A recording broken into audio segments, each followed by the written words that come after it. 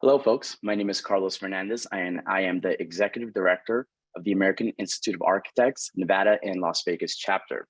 I'd like to thank you all for joining us this morning for us to have a discussion on advanced building technologies for Nevada.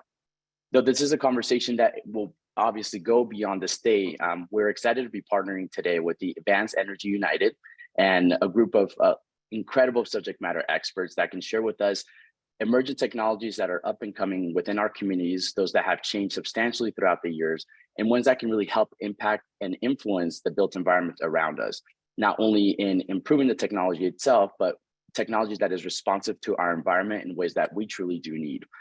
As many of you know, Nevada is not currently meeting its goals to reduce its carbon emissions. And as we are continuing to further explore, a lot of the emissions that are coming in from our state come from buildings. So architects, engineers, and those within the AEC industry play a pivotal role in us being able to improve the built environment that we see today. So up next, I do want to not only introduce Advanced Energy United and this incredible partnership, but I also like to thank all of you who are within the AEC industry and beyond for inviting folks within your own groups to be in this conversation today. So everybody knows this has been approved for 2 HSW hours for AIA credits, which I know do expand beyond just AIA in terms of licensure and everything along those lines. And now I want to turn it over to Sarah Steinberg and Leah Rubin-Shen. We're going to be setting the stage of our conversation today on advanced building technologies for Nevada. Thank you all for joining. Thanks so much, Carlos. And hi, everyone. I'm so glad you could all be here with us today. My name is Sarah Steinberg. I'm a policy director with Advanced Energy United. I'm going to be your moderator for today. If you aren't familiar with us, Advanced Energy United is an industry association of clean technology companies working to make our energy system clean, reliable, affordable, and secure. We're super grateful for this partnership with the American Institute of Architects Las Vegas chapter and hope we're bringing you useful content and what I find to be really interesting overlap between our two organizations' focuses. Carlos, if we can skip ahead to the agenda slide. Great. We have a packed agenda today divided into 3 parts. We're going to begin with an exploration of how our energy system is transforming and how that means the built environment must also change to fit this new energy landscape, while also promoting the well-being of those using the buildings, and then look at what incentives are newly out there to help us achieve building energy optimization. I'll note quickly here that we don't have time baked in for a Q&A around these 2 stage-setting introductory presentations, but Leah and I will be keeping an eye on the chat and we'll answer everything we can in writing as the programming continues on. So next we'll dive into, we can go back to the agenda slide. Thanks.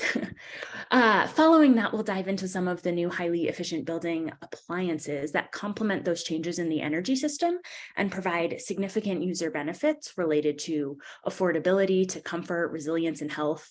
Our speakers will touch on both residential and commercial applications and give you specs so that you can think about how building design may need to change to accommodate these technologies up front. This will be a key theme throughout today's presentations. How are we considering the integration of these technologies at the start to avoid expensive retrofits later on? We'll have about 10 to 15 minutes for Q&A in this session after the presentation. So again, please add your questions into the chat and I will moderate once we get to that point. Finally, our 3rd set of presentations will discuss complementary building technologies that, again, provide that critical linkage between the appliances to the energy system and to our electricity grid. That set of technologies is primarily about making buildings, which is where a bulk of our energy is actually used in the day-to-day, into grid assets. So that is, how can we pair technologies and strategies to make sure the buildings are interactive and useful players in reaching a clean energy economy, solving for some of the new challenges related to extreme weather, affordability, and variability in resource production. So with that, I will do a quick overview of some of these changing dynamics, and we can skip on to my first slide. Wonderful. One more.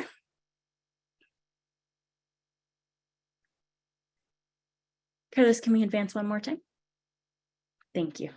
Oh, nope. No, we skipped ahead. There we go.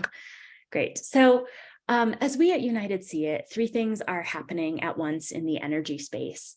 First, energy and building technologies are innovating at a pretty breakneck pace. All of these transformational new technologies enter the market, and they're falling down the cost curve rapidly and offering better and better performance. We've seen it in solar, we're seeing it now with electric cars and batteries, and we're at really the front end of this with appliances like heat pumps and induction stoves. This is in large part being driven as well by consumer preferences, which are increasingly for clean, highly efficient, and high-performing technologies.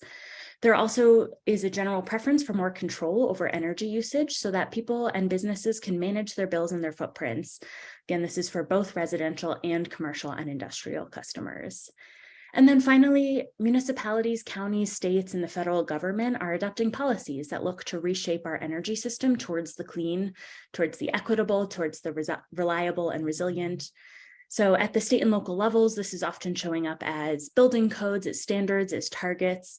At the federal level, it showed up in a huge way in 2021 and 2022 as financial incentives, rebates, and tax credits for these new clean technologies, really accelerating that market growth. So next slide, please. This slide here is just a quick illustration of that market growth that's being driven by technology, consumer preferences, and policies. Here's some data on air source heat pump adoption in the US. This new, and I say new in quotes because it's not truly new, but sort of newly popular, is scaling. The market is scaling and costs are falling down and driving faster and faster adoption. Not unrelatedly, we're seeing a lot of global events like Europe, which is experiencing a huge boom in heat pump adoption as they work to reduce dependence on Russian gas.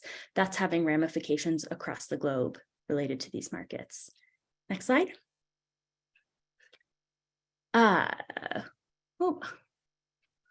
Did we skip one more slide? Let me back up one. There we go. So what are the specific changes happening in Nevada? Nevada has a goal to reach 50% renewable energy by 2030 and move towards 100% clean by 2050. It's also directed electric utilities to join a regional transmission organization or regional electricity market by 2030. That means it's going to be able to tap into resources like wind power from Wyoming, hydropower from the Pacific Northwest, and export its abundant solar, thereby increasing its access to reliable and clean electricity at lower cost than having to build it all in state. The state has also made a major investment in transportation electrification, which is going to increase electricity use across the board. And it has increased appliance standards to make sure that buildings are minimizing their draw on electricity to the extent that they can. Next slide. So what does this all mean is actually happening in the electricity sector in Nevada? The state's last coal asset is set to retire in 2025. So that dark gray bar at the bottom is shrinking as a percentage of Nevada's in-state electricity generation. The blue bar from hydrogen up top is also shrinking as ongoing drought affects the ability of dams across the Western United States to produce electricity. At the same time, the light and dark purple bars representing solar and geothermal are growing as a share of the total in-state electricity generation. As you're all aware, solar produces at certain times of the day and not others. So it's increasingly being paired with energy storage, which at the moment is able to store the solar for around 4 hours, often plenty to get you through your evening demand, but not through the night. That said, more long duration energy storage that will be able to hold energy across days, months, seasons even, is getting closer to mass market adoption. And as long as it comes and it's low enough cost, it's going to be a real game changer for clean energy. But for now, more solar means we need a more dynamic grid. And there's a bigger imperative to try to match or shift our energy use in buildings to when solar is available at zero marginal cost during the day. And in part where buildings come in, but we'll come back to that. Geothermal is a very cool, growing in popularity electricity generation technology that happens to be especially abundant in Nevada. It produces power whenever it's needed. So we consider it sort of a baseload resource that operates similarly to coal and gas. I'll note 2 things here. One, Nevada doesn't itself have a lot of available wind generation, which is why you're not seeing a meaningful bar on this chart representing wind. Nor does it have its own gas production. So while natural gas generation is produced by in-state, natural gas electricity generation, I should say, is produced by in-state natural gas plants, and plenty natural gas is used directly in Nevada buildings, the fuel is imported from external markets. So that's just something to keep in mind. And at the same time, as we rely more and more on variable renewable energy, peak demand That's the few hours of the day in a year when energy is most needed all at once, is increasing as extreme heat becomes more and more common each summer. This is a really important metric because the state has to plan its energy resources around meeting those infrequent but highest peaks during the year. And if you have to build a lot of new generation for those few hours every year, it's going to cost a lot for resources that most of the time will sit around not producing energy. So that, again, is in part where buildings come in as an opportunity. One way the state can manage these new super high peaks is by using energy efficiently to lower energy usage across the board, or by creating demand flexibility, which is the ability to shift the use of energy in buildings and appliances to times of the day when the grid is not stressed. Next slide, please. The final trend I want to highlight is the big growth in customer-sited solar. Customers want this energy to lower their monthly bills and or help them achieve their sustainability objectives. Though each system itself is relatively small, cumulatively, this has a really big impact on the grid, which again has to manage a more dynamic and variable energy production in all places. But it also has the potential to keep customers powered on during adverse grid events and reduce the need to build billion-dollar large-scale projects. So that means that rooftop solar and storage can lower the bills directly of customers being served by that rooftop solar, but also it can potentially lower everyone else's bills by avoiding the need to build assets that everyone will pay for over time. So this has, again, particular relevance to all of you who may have begun designing buildings for the eventual addition of solar. Next slide. The two major challenges I see for energy in Nevada are around affordability. This relates to natural gas price volatility that's hitting customer bills really hard. And also the general need for the state to invest in many new energy resources. This does include building new large-scale renewables, more transmission, to make sure that the state can serve its energy needs and its customers reliably. That all puts upward pressure on customer bills, but a lot of it is going to be unavoidable. So the question for all of us is, how can we help Nevadans, especially lower income and fixed income folks and small businesses, counteract those bill increases? Then, of course, we have climate change, which is driving extreme weather events, causing reliability and resilience challenges. The lights are not always staying on. So how can we protect customers from those outages, which sometimes can be life-threatening? Let's move on to the last slide. Great. So the answer to both of those challenges in part lies in buildings. We can leverage highly efficient building technologies and building shells to reduce the need for utilities to build new expensive generation resources. We can leverage the flexible nature of these technologies to shift demand from moments when it's hardest to serve to moments when there's abundant clean energy available. We can also improve resident and business affordability and resilience using new efficient appliances that aren't exposed to volatile fuel costs, and give customers more ability to optimize their usage and keep them powered up even if the larger grid goes down. We also want to be able to keep them comfortable for longer if the worst does happen and there's an outage. So two key takeaways that we're going to explore today. One, buildings are going to be a critical asset in managing a challenging and evolving energy landscape with a lot of moving pieces. And two, considering the use of these technologies in building designs will lower the cost of the technology installation and retrofits later down the line. So if, for example, a customer today isn't ready for rooftop solar or a heat pump, but may choose to install that technology in 5, 10, 15 years, you want the building to already be compatible without redoing the roof or redoing the ductwork. Or another example, it's much more cost effective to add energy efficiency like insulation up front than to retroactively make a building shell more efficient later on. So I know that was a really rapid fire overview of some very complicated dynamics. Happy to answer questions in the chat. But in the meantime, I'm going to pass the baton to Leah to talk about new federal incentives to support this energy transition in these technologies. Leah Rubenschen is a managing director at United, who is our resident expert in all things Inflation Reduction Act and Infrastructure Investment and Jobs Act. So Leah, over to you. Thanks, Sarah, and thank you everyone for being here today. I'm really excited to talk about this and all of the many programs in the Inflation Reduction Act for the building sector. So let's go to the next slide where I have a little overview of that. So significant is a good adjective to describe the amount of incentives overall for clean energy in the Inflation Reduction Act, and the building sector is certainly part of that. Nearly $14 billion in the building sector is included in the bill. And that includes, I've got a list here of some of the stuff. There are rebates for residential efficiency and electrification work. There's a really wide range of tax credits, both, for individual homeowners as well as on the commercial side. There's funding for government buildings of all kinds, federal buildings, public housing, public schools.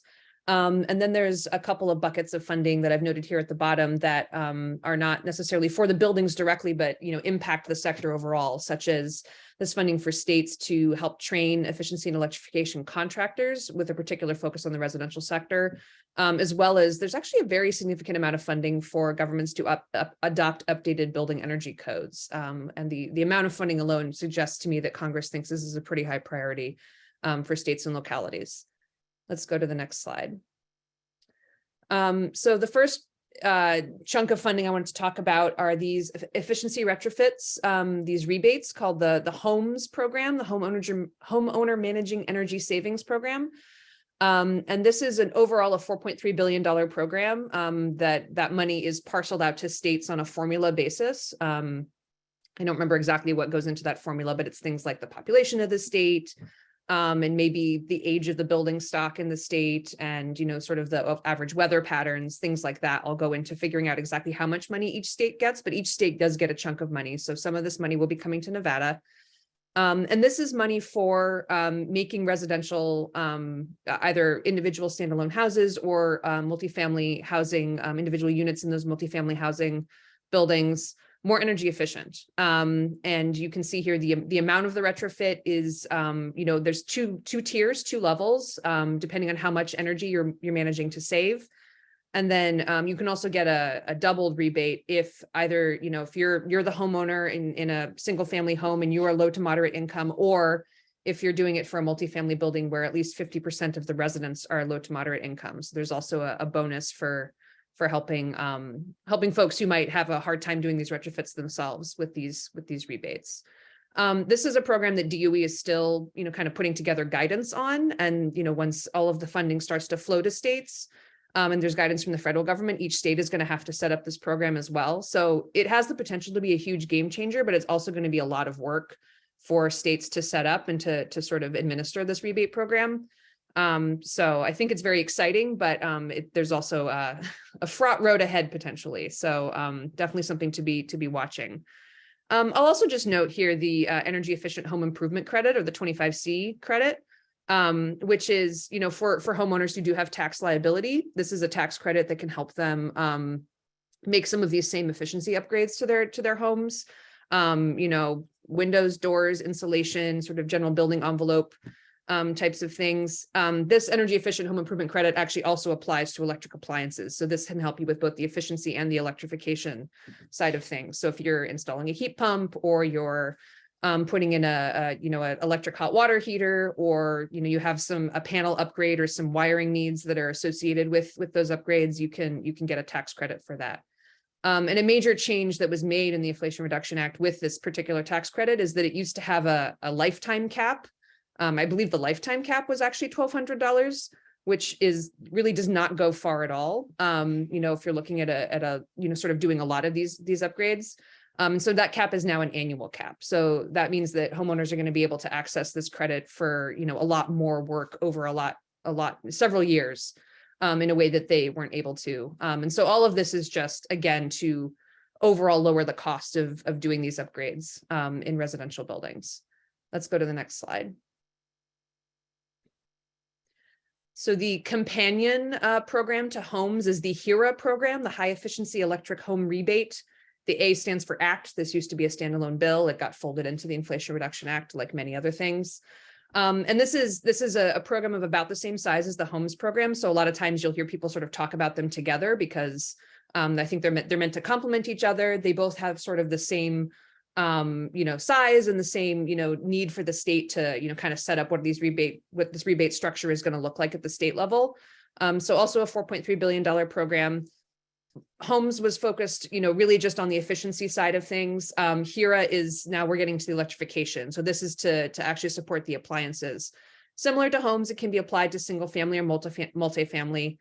Different from homes, it is actually limited to income eligible households. So with homes, you can get a rebate, even if you make a lot of money, you just can't get as big a rebate. HERA, you can't get it at all if you're above the income threshold. And I should mention for both homes and HERA, the income limit depends on where you live. It's based on your percentage of income relative to what's called the area median income. And so what this means in practical terms is, if you make a lot of money, but you live in New York City, you may still qualify for this program. If you make that same amount of money in Topeka, you probably don't. So it really does depend on the cost of living in your metro area or wherever you live. So the HERA rebate program, like I said, this is really focused on electric appliances. So, heat pumps, heat pump water heaters, electric stoves, panel upgrades. And then there is a modest amount of insulation and air sealing that I think can be done sort of as part of what you may also be doing in the electric appliance space. Again, we're still waiting on guidance from DOE as to exactly what that looks like and what amount of insulation and air sealing would be permissible. But they're again, I think trying to say we want to support sort of the whole project, that you might be doing with these rebates. One other thing to note is that these programs, while they are meant to be complementary, they do not actually work together for the same project. You cannot claim a rebate under both programs at the same time. It is possible, again, still waiting on guidance, that you might be able to use a homes rebate in 2024 and then a HERA rebate in 2027. That part I think we don't know yet, but certainly for one upgrade, for one big project, you would not be able to get both. And then again, I listed the energy efficient home improvement credit on this slide as well, because it also applies to the appliance side of things. Let's go to the next slide. Some other residential incentives that, homeowners might be thinking about, as they're sort of thinking about how can I make my home in general more, efficient, more comfortable, more, clean. The residential clean energy tax credit, section 25D. I particularly wanted to call this out because this is the credit that can apply to a geothermal heat pump. So 25C you can use for air source heat pumps. 25D you can use for geothermal heat pumps if that's what works better in your climate for sort of your heating and cooling needs moving to a heat pump.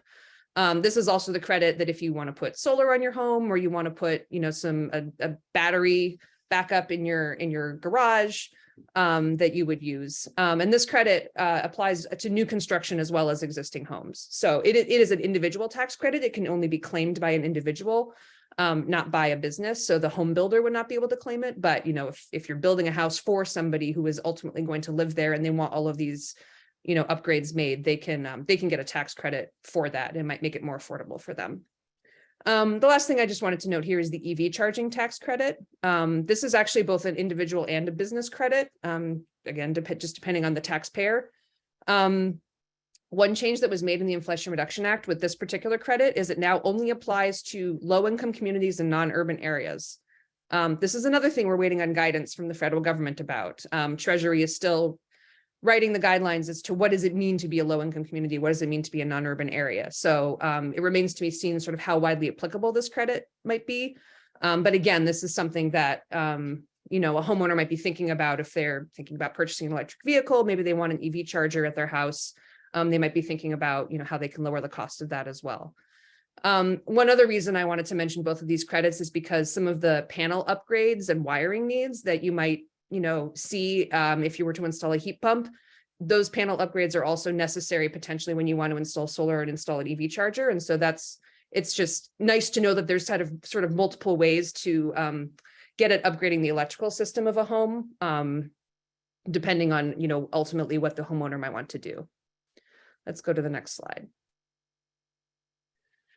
There are also tax incentives for businesses. It's not just for individuals. This new energy efficient homes credit I thought would be of particular interest to this crowd. And this is a business credit. It is actually targeted at home builders or developers. It can apply to both single family, multifamily homes if they meet certain energy efficiency standards. So if you meet the latest Energy Star requirements, you get one credit. If you have a building that's considered zero energy ready, that's a doubled credit. Those are both standards that are set by the Department of Energy, Energy Star and Zero Energy Ready. I believe those standards exist. DOE was updating the Zero Energy Ready standard, but they may have finalized it by now. So you can certainly go and see what does it mean to be to meet Energy Star requirements or be zero energy ready. How do I get this credit? And then for certain developments, you can also combine this with the next tax incentive I've listed here, which is the efficient commercial buildings deduction, 179D. So this is not a credit, it's a deduction. So it's not quite as rich an incentive, but it's, it's still something in the tax code that can make it easier to make a building more efficient. And there's a wide variety of things that, you can do to qualify for this deduction. I've listed a few things here, such as efficient lighting, upgrading the HVAC system, or putting in building controls so that you're sort of better managing the energy use in a building. The other thing I'll say about this deduction is that, it is the commercial buildings deduction, but there is a new mechanism within the Inflation Reduction Act called direct pay, which I'll explain a little more on the next slide, which basically means that a state, local, or tribal government or a nonprofit who owns a building and wants to make it more efficient can also claim this deduction now. That was not previously the case because those are entities without tax liability, but this new direct pay mechanism permits them to do that. So let's go to the next slide. So direct pay, as I said, this is basically a way for, like I said, the governments or nonprofits, entities without this tax liability, to go to the IRS and say, hey, if we paid taxes to you, this is the credit we would qualify for. This is the deduction we would qualify for. Since we don't pay taxes and we don't owe you taxes, can you just give us the cash? And the IRS says yes. That is basically how it's supposed to work. Obviously, there will be forms to fill out, and there will probably be, some proof required that, you qualify for the credit or the deduction. But generally speaking, this is meant to be a way to, lower the costs of all of these various types of projects, much as they could be lowered for the private sector or for individuals for these entities without tax liability. So they can claim the efficient commercial buildings deduction under this mechanism. They can claim the EV charging credit that I mentioned under this mechanism, as well as do a variety of renewable energy projects. So, a bunch of state buildings want to put some solar in. Now they can do that, and they can lower the cost of that project with this direct pay mechanism. The last incentive I wanted to mention on the federal level is that there's a lot of funding for public schools, not only in the Inflation Reduction Act, but also in the Infrastructure Investment and Jobs Act, also known as the Bipartisan Infrastructure Law, which is how I wrote it here, and the American Rescue Plan, which was the first, the sort of the big COVID package that passed at the very beginning of the Biden administration. All of these bills have funding for public schools. It's not exactly the same, sort of how the funding is structured, but across the board, it can all be used for school facilities, and in particular to make those facilities more energy efficient, improve ventilation, and sort of otherwise make them cleaner and better for the kids to be in. So, if you happen to be doing public school work, or you happen to have kids in public schools and you want to, sort of make this case to your school administrators, this is just something to be aware of. There's a lot of funding, and from what I've heard, that schools are really not taking advantage of it. So they should be. We'd like to see them do that. I have one more slide, and then I will be wrapping up. Just wanted to mention a little bit on the state landscape here. Sarah obviously gave a really great overview of sort of the energy landscape in general in Nevada. And I will note that, the Homes and Hero program, for example, I mentioned those are formula funding. There is guaranteed access to federal funding from a number of programs for the state of Nevada.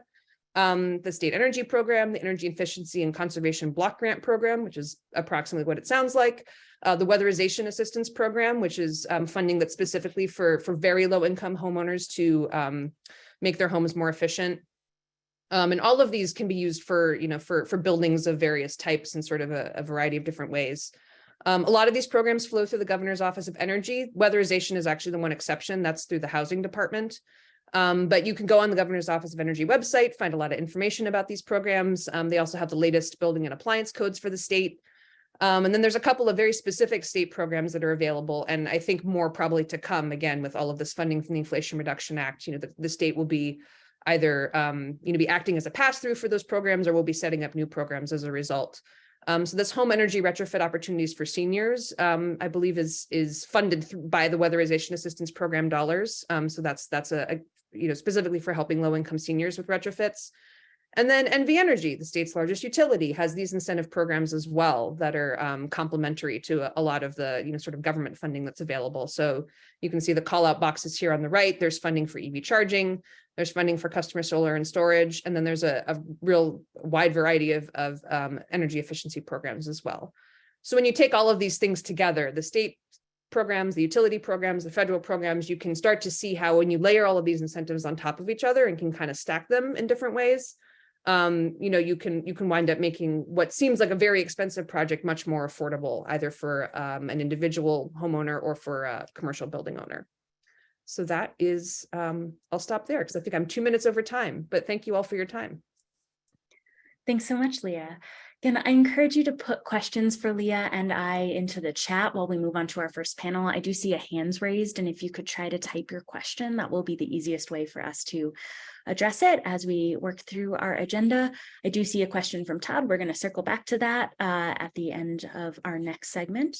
So now the panel we have coming up will feature advanced building technology overviews of heat pumps, heat pump water heaters, and induction cooktops from Daikin, Rheem, and Impulse. So Jonathan from Daikin is going to kick things off. Over to you.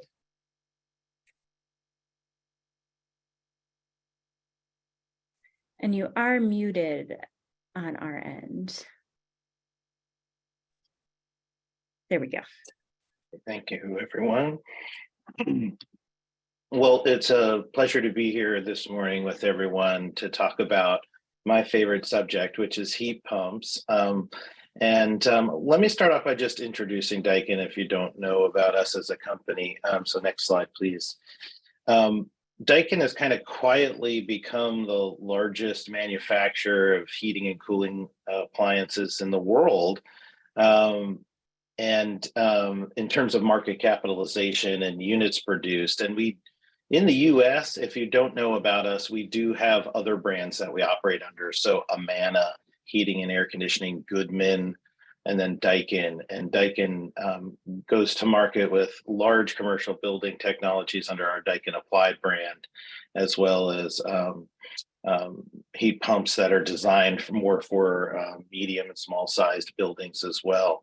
So the thing about Daikin that I'd like to share with you is that heat pumps are our core technology. It's what we're passionate about as a company. And our mission as a company in the last couple of years has been such that we are working towards satisfying environmental goals. So our carbon emissions from our factories, production, transportation, as well as the life cycle implications of the products we sell. And these goals are not just, aspirations. They're taken seriously by the boards of our various companies globally and tracked with the same rigor that we track profit. And so it's a very special company in terms of for the moment, in terms of our goals and aspirations, as well as the products that are near and dear to us. Next slide, please.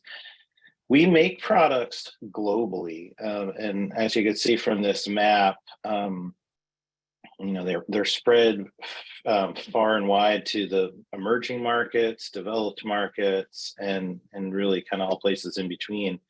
And this has been an interesting part of our journey in North America because we typically like to make our products in or as close to the markets that are served by the factory and that factory's engineering team. And the reason for that is, every market has little different preferences, and those preferences could be driven by regulations. They could be driven by design professionals, and they can be, of course, driven by end user particular behaviors around how they live in the built space. And so for us, we have this enormous factory outside of Houston, Texas. We also, that builds the majority of our residential and light commercial type products. And then we have factories in Minnesota that make our what we call applied products for larger buildings. I should say that Daikin only makes heat pumps and conditioning products for places that people live and work in. We don't make industrial HVAC products, process manufacturing types of products. It's just not what we do. And so, we're all about making people comfortable, healthy in their living spaces as a company. So next slide, please. I want to talk a little bit about the extreme conditions that heat pumps can operate in terms of making the occupied space comfortable. So heat pumps have been around really for a long time, and the physics and chemistry involved are fairly well understood. What's changed in the years, let's say the last 20 years in particular, is that heat pumps have become much more technologically advanced. And as well as that, they've also become much less resource intensive. And so if you think about a central air conditioner, something that sits outside, it might be cube shaped, something that was really pioneered and invented here in the United States. I'm not talking today about that product. That's our grandfather's heat pump. And while they're still made today, and we sell a ton of them, it's not the products that we envision being used in the years ahead. It's not the products that we're particularly passionate about.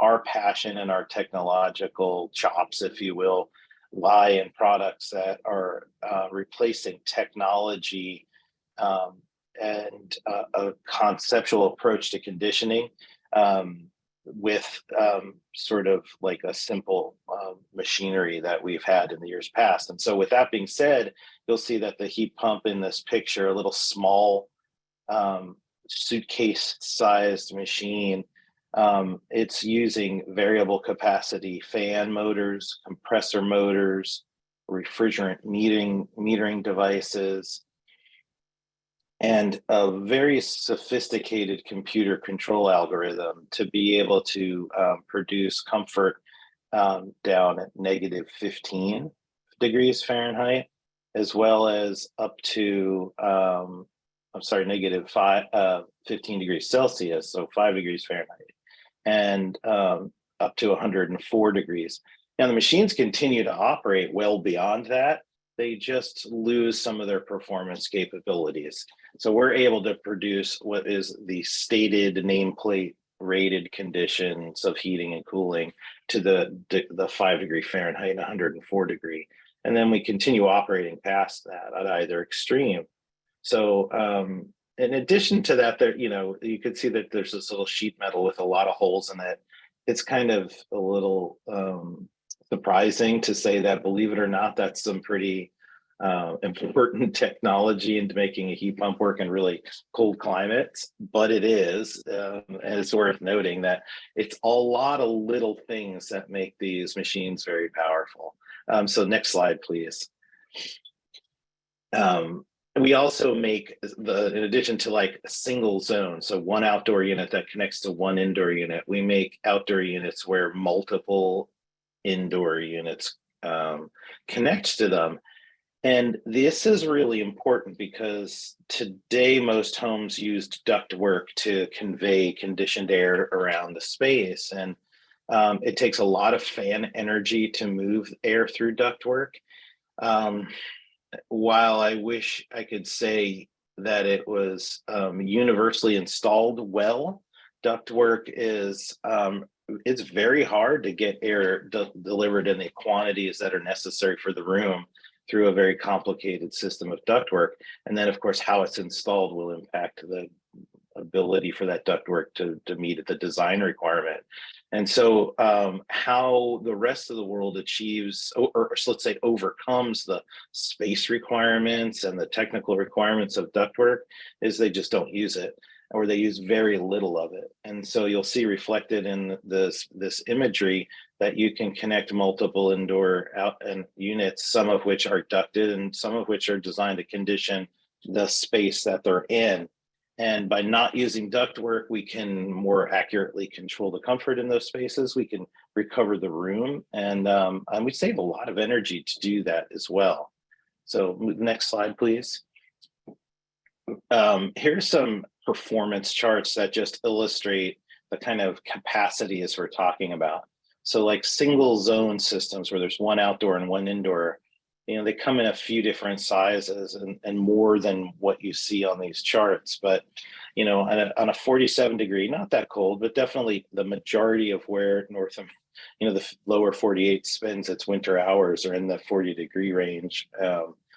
We're producing upwards of 25,000 BTUs. And for something that's a little bit, let's say built in the late 80s onward, that's a tremendous amount of BTUs.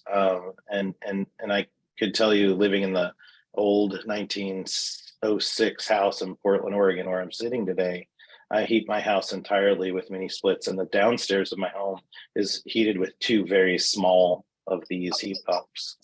And so, it's all very possible. Next slide, please.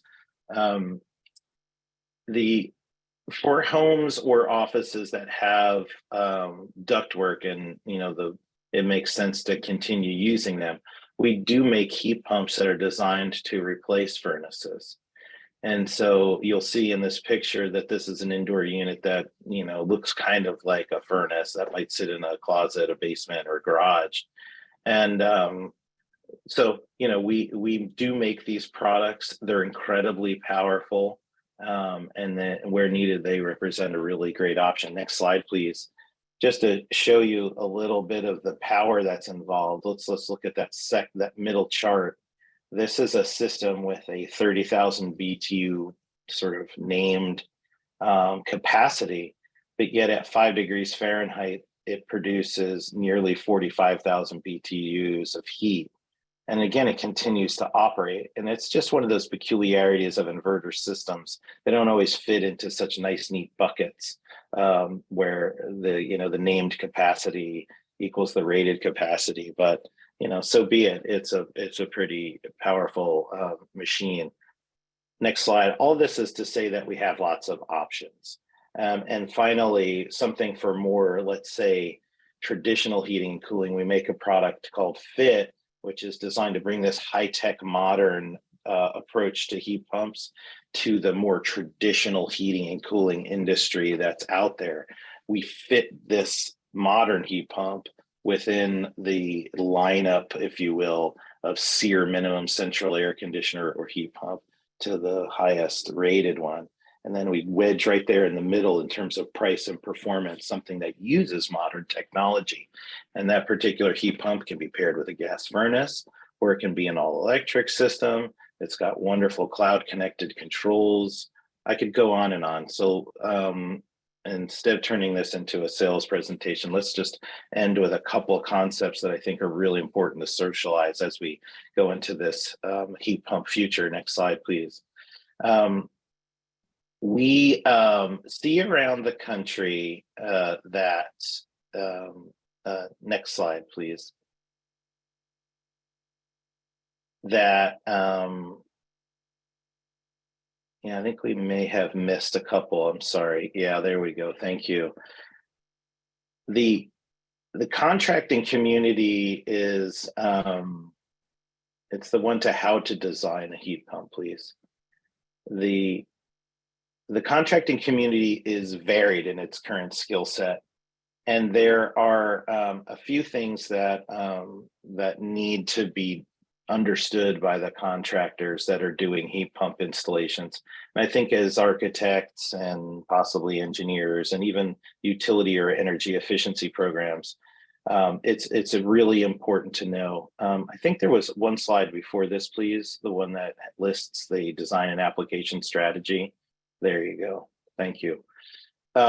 First of all, contractors need to do a really good job talking to customers and understand their expectations and perhaps some clues of the existing conditions in the home. I think contractors do talk to their customers, but they don't always know which technical or qualitative questions to ask homeowners to understand really this transition from maybe a fossil fuel heating source to a heat pump. Next, we need contractors to do some technical design work, and many do, many don't. And so when you're converting from a fossil fuel kind of very energy intense heating system to something that's more right sized, like a heat pump needs to be efficient, you've got to do this site work, this technical design. So it begins with a site evaluation to gather information about insulation levels, window types. There's some clues that can be done to estimate the air changes per hour or the air leakage in the structure. And then finally, if ductwork is being used, it can be an incredible source of heat loss and heat gain. And so we have to understand what contributions to the load calculation are made by the ductwork. All of that then needs to inform a load calculation, which is now much easier. The software makes it much easier, and the software is very affordable and available. 10 to 20 years ago, it wasn't that case, but I think it's better now. And then finally, there's software that allows someone to estimate the cost of operation, again, to prepare the customer for what to expect in terms of their bill impacts from a heat pump. And there's a whole host of installation do's and don'ts that we don't have time to go in today. They're not exhaustive, and I think they can be trained, but we have to, for our near-term success as we're transitioning to heat pumps, it's really important that the contractors that are used really understand these things and practice these methods. And we'll have a great outcome. The technology and the equipment is there. So as I end here, let me wrap up by saying, if you go to the last slide that has it'd be pretty much the last slide, please. The last slide will say, here's what I think we need to do for professionals in the design community, utility programs, and the HVAC industry. We need to talk more. As a manufacturer, we haven't talked to the extent that we need to with advocates out in the marketplace. There's some common ground that we have to make sure a good outcome happens for society, but we don't know each other well enough. We need to fix that so that we can make sure as a manufacturer that we're designing those products that are really needed for 5 years from now. We're designing products generally for 5 years before they come to market. So as America electrifies, and I was really excited to learn more about Nevada. It isn't a market that I've known, but you do it like most of the West. We have pretty good and ambitious electrification goals. We have a window of opportunity now to really understand what needs to be done in the decades ahead. So we want to collaborate with people who are out there who want to learn and want to socialize. I think today's webinar is a good example of ways we can collaborate. Let's do more of this, and at more granular and local levels. The reason I say all of this is we are again working to develop the next generation of heat pumps, and these heat pumps are going to launch in 2030, and we need utility, government program, and to the design community's input. So to the next slide, and I'll leave it there. If I can be of any help to anyone on the phone, or you want to check out some of my great content that I've produced for some utility programs, I socialize that on Heat Pump Nation, which is a YouTube channel. Feel free to reach out to me by email too if you want to continue any discussion. Thank you. Thanks so much, Jonathan. Let's move on next to Kevin from Ream. Thank you, Sarah. Joining you also from Las Vegas, Nevada. So I'm a resident, so it's always exciting to work in my backyard. I am the West Coast and Mountain Region Manager for the utility segment. With that, we also get tasked with some residential new construction work, just to explain code and what have you to builders. But primarily that's going to be for the water heating category. Go ahead and go next slide. But obviously, Ream is not just a water organization, and we also do produce some HVAC and commercial refrigeration across the globe. We're in 80 plus countries. We're almost 100 years old, so we have a good understanding of what's going on in the globe, and we try to apply some of the lessons learned, say in other markets like Australia, or Asia, or Europe. and bring some of those over here to the States to get a a little bit of a, say, an advantage or a leap there. So go ahead and go next slide. And again, this is not just focused here on this state. This is obviously something that a lot of states are looking to expand their portfolios, whether it's renewable generation. It could be buzzwords like decarbonization or electrification. So there's lots of different considerations out there. Some mountain states like Salt Lake City, they just want to see their mountains in the wintertime. So they want to cut some of those pollution levels. So there's lots of activity going on. And of course, we know buildings are a big part of the carbon generation, as Sarah explained earlier in the slide. So go ahead and go next slide. So what does REAM have to offer on the water heating segment? Obviously, we have a pretty good market share on the unitized version. So if you're designing either single family residence or multifamily with a unitized water heating system, we have a good variety of unitized heat pump water heaters. Again, we are using standard electric water heaters on the bottom and a heat pump on top. So we really want to have these sized correctly, installed correctly. That way they are utilizing that heat pump, because it is going to be over 400% efficient while it's running. If you do have a high dump of hot water and those elements need to kick on, again, your efficiency will drop because those elements are only about 100% efficient. We also put in a lot of features that are nice to property managers and homeowners, including leak detection and shutoff valves. So if you have something on the 3rd story that starts to leak, we have a system that's integrated in there that will detect the leak and prevent that leak to about 16 ounces of hot water. That way you don't have floors underneath you flooded out. Go ahead and go next slide. And that's kind of what this slide represents. Again, within 15 seconds, that valve is shut off, and you can actually have all of the units on the app, the EcoNet app, registered each under a unit number, and you can figure out which one's leaking, which one needs service. If there is a compressor or element that has issues, it'll give you those notifications right there on the app. Go ahead and go next slide. On that app, there is, again, a lot of different features. You can schedule it. You can get usage reports. You can change the mode and temperature. So if you have a resident complaining that they're not getting enough hot water, you can make adjustments from the app without going into the house. You can shut the water heater off if that unit happens to be vacant. So lots of different functionality put into communications. Obviously, being a HVAC and a water heating manufacturer, a lot of these platforms are shared with our HVAC builders. Go ahead and go next slide. Again, talking about strictly efficiency, we are, here in Nevada, especially in Las Vegas, we're primarily a gas water heating town and state. So, it is typically cheaper to operate a gas water heater than a standard electric water heater, which has an energy guide tag of $424. That gas tank will be around $300.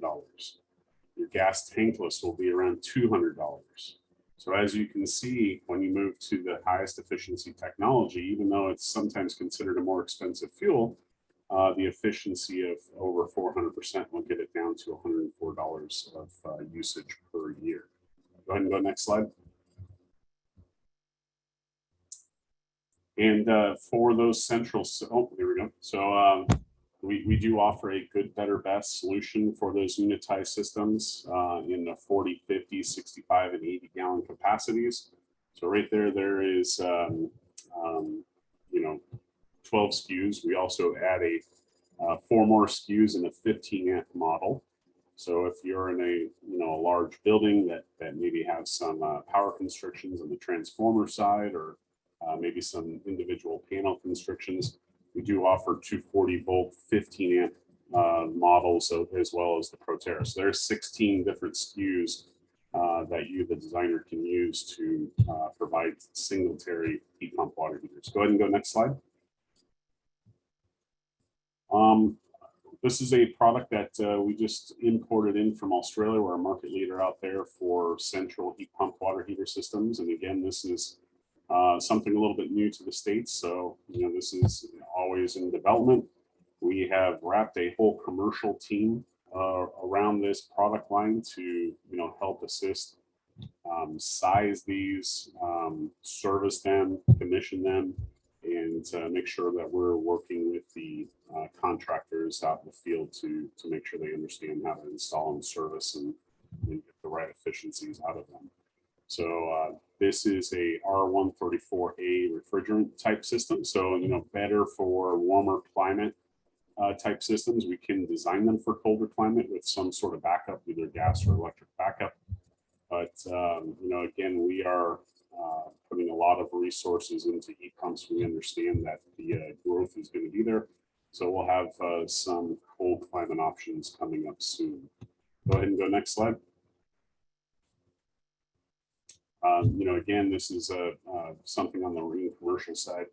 We are really having a good focus on not just the commercial heat pumps, but all central systems. And we are packaging a lot of these, you know, systems and have it locally available to contractors or to distributors.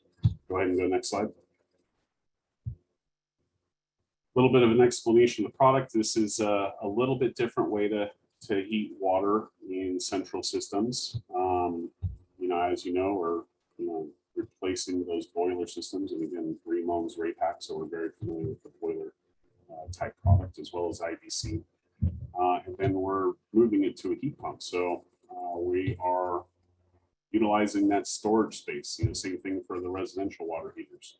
We're utilizing that thermal capacity to charge, basically use it as a battery, charge that water and store those kilowatt hours during times of the day when it is cheap to do so, and then, you know, use that storage when it is expensive to do so. So again, you know, we're going into states like California, like Nevada, that may have constrained power grids, adding load to those power grids, but we're becoming utility resources. We're becoming basically batteries to, you know, store that energy when there's excess renewables on the grid, and then not discharging, or basically discharging that heat when there is no available power on the grid. Same thing with commercial heat pumps. We're going to build the storage that is used for the peak demand for the building, and then we're going to put the amount of heat pumps to basically recharge that storage up to the next peak. So having that storage allows us to have a little bit of grid flexibility as well. Go ahead and go next slide. Again, we have a couple of different flavors. We have a 60,000 BTU unit and 135,000 BTU unit. Again, I know you guys are familiar with, you know, maybe 4 million BTU units for the gas side. So these systems are larger. There's more storage. There's more heat pumps that are, you know, stacked in there in series, just to make sure that you know, we're providing enough recovery to the next peak. But you know, again, we have a commercial team with application engineers to work with you to make sure they're sized appropriately. Go ahead and go next slide. That's the 135,000 BTU unit. Again, we have both side and vertical discharge units, very much like a lot of other manufacturers. Go ahead and go next slide. Again, the benefits of these commercial systems, lots of storage. You know, we're able to get that primary peak hot water draw in the morning, recover during when there's excess solar time, and then shut it off. Usually on the West Coast, 4 to 9. Here in Vegas, you know, I shut my water heater off. I have a, you know, plug-in heat pump in my garage. I shut it off from 1 to 7 because that's the EV rate here in Nevada. So, you know, again, I have that storage, you know, to suit the needs for my family of 5 to be able to not charge my heat pump water heater during, you know, peak time. Same thing for the commercial systems as well. Go ahead and go next slide. again, being a large corporate entity, we have a lot of environmental goals, sustainability goals for REAM. We've already hit some of those, especially in the United States. We have a zero landfill impact. So everything in our manufacturing facilities does not hit landfill at all. We've already hit our training goal of 250,000 contractors, training them in sustainable practices, as well as products that are going to help reduce carbon. And of course, having a portfolio of products that are going to have carbon reductions of up to 50%. So we're working on that now. But, again, we want to line up all these goals by our 100-year birthday in 2025. Go ahead and go next slide.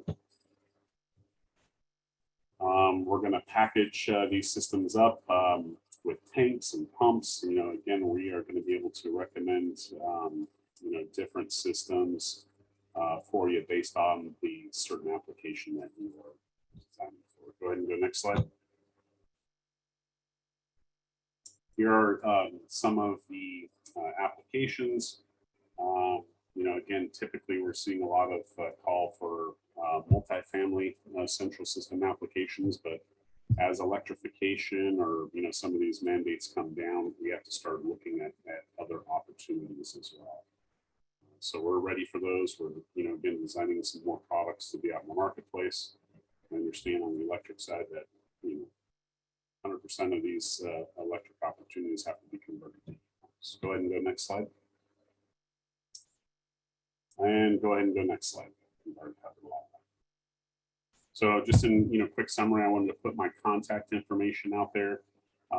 Certainly reach out to me if you have questions or if I can help along with the residential product, or get you in touch with the commercial application team to help you size some of these future projects that you may have going on here in Nevada or other parts of the country as well. So with that, I will turn it back over to Sarah. Thanks so much, Kevin.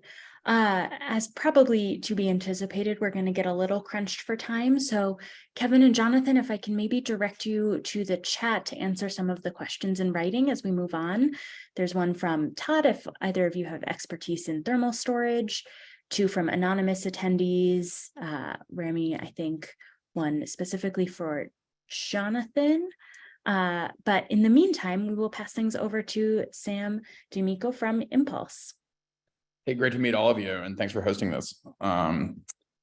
So we can go to the next slide, I think. So we're on a mission to accelerate whole home electrification by making battery integrated appliances. And on the next slide, we'll describe what that is, or actually that's about us first, actually, sorry. So we're founded in San Francisco in 2021. And the general framing here is we've got a lot of folks with broad consumer hardware experience and automotive experience, and taking a lot of those lessons and applying them to home appliances has been kind of a underappreciated. I think it's probably an underexplored strategy is probably the best way to put it. And so our plan is to kind of take on not just what we're going to talk about forthcoming, but a number of other appliance projects in the near future. We can go to the next slide.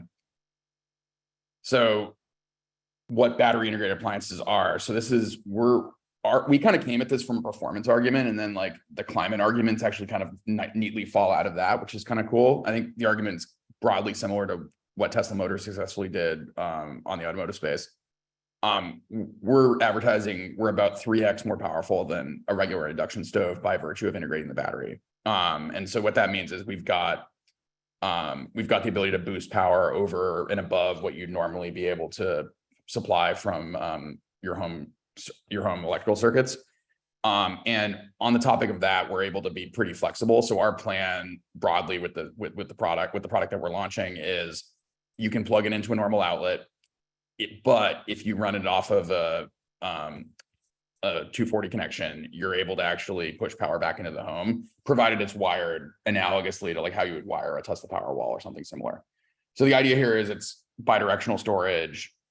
Basically, you use the appliances as a backdoor to put a ton of storage on the grid in a way that in slots that already exist. There's no need to like clear space in your garage. There's no need to do any other stuff. And then even if you don't wire it this way, the device works when the power's out. So it addresses one of the concerns that people have with electrifying their stove. They're like, can I cook dinner if I have a power outage or something like that? Like you get that as well. We can go to the next slide. So we're working on this is the product we've been talking about publicly. It's got an integrated 3 kWh LFP battery packs. The idea here is we pass all of the regulatory on UL and related for fire safety for indoor energy storage, which is something that we absolutely have to meet. If I figured there'd be questions about that. We've innovated on a bunch of different axes here, and the idea here is like we're kind of pushing the boundary on everything all at once. So we've got everything down to like the knobs have new technology. And each burner, and this is not pictured in these renderings, has integrated temperature sensing as well. So you can set an exact temperature on the dial.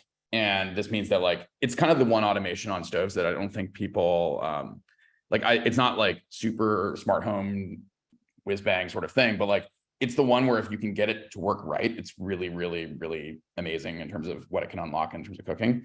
So for reference, you can sous vide, you can do all this other stuff like without actually needing additional hardware. Besides maybe like you need to stir it if you're sous vide or something like that. And then I posted some videos online. Doesn't really fit in the format of this presentation, but we're literally 10x faster than gas. We can put in a crazy amount of power per burner.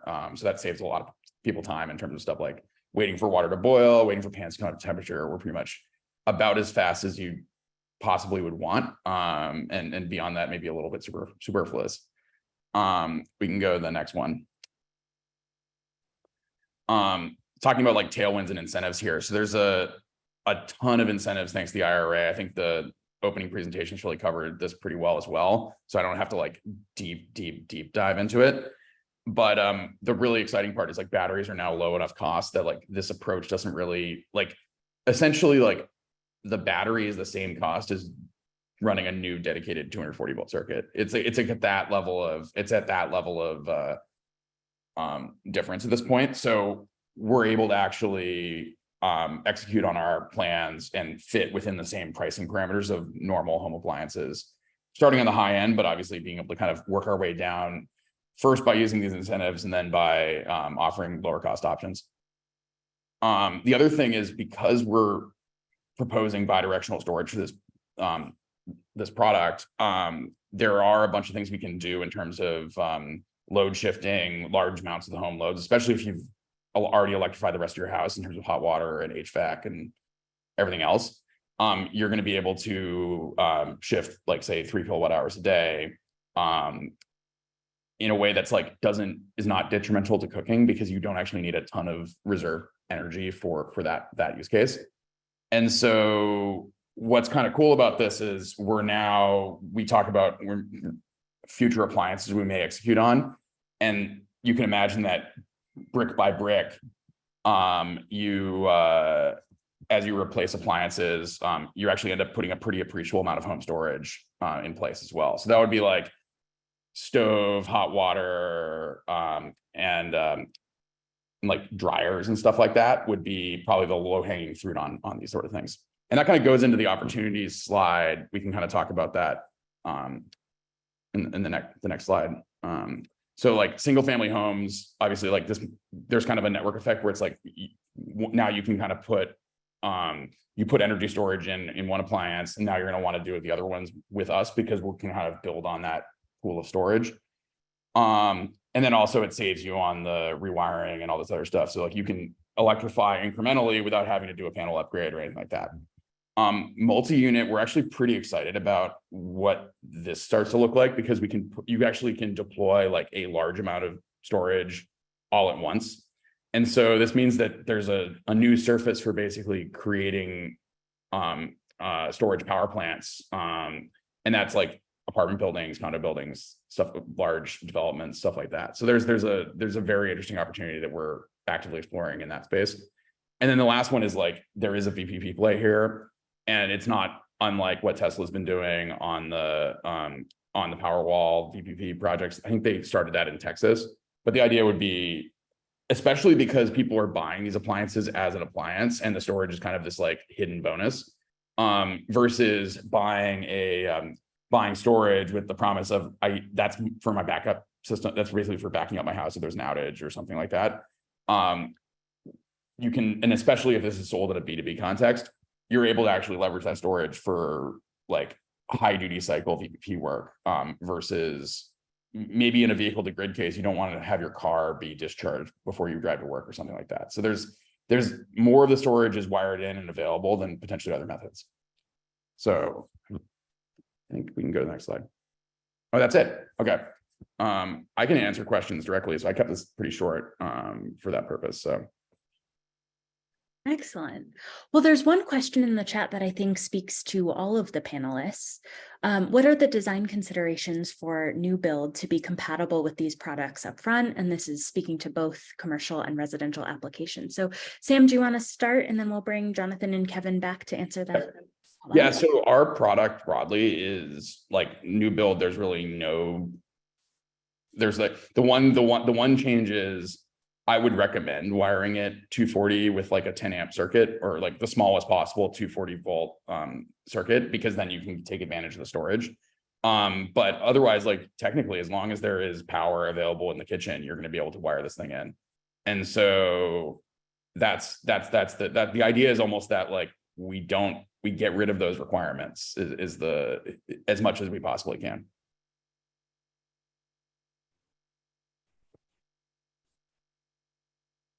Yeah, I mean, just on the water heating side, obviously it's going to vary a little bit between the units highest and the central systems.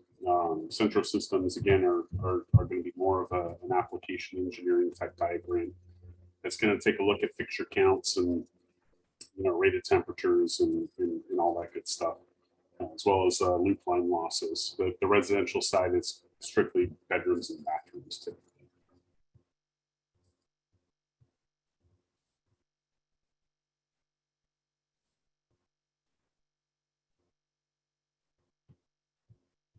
Jonathan, do you want to chime in there?